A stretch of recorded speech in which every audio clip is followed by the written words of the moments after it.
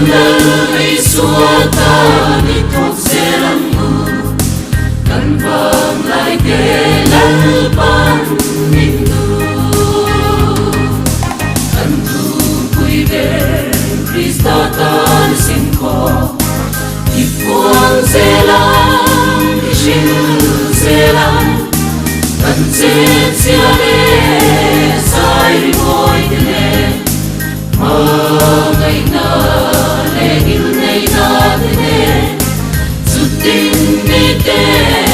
Nanlaw mo anga Kanong na Krista tu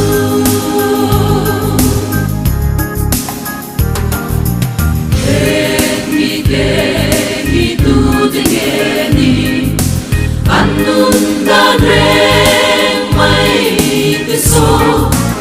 Antian min ang bahan mo'y ngayon Bigyan mintin ay naturi Kantu kuy ber Krista tansin ko Ipuang selang Isil selang Kanset siale Say mo'y dine Ngay na legil ngay natine Suting miten Anlaw mo ama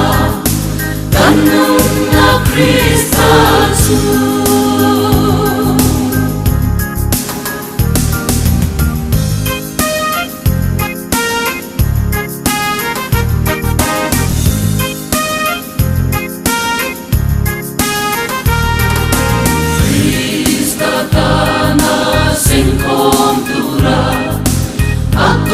Suakan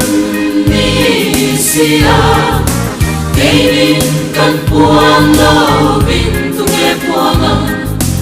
Lali suatan sengkong sela Kantu kui ber Krista kan singko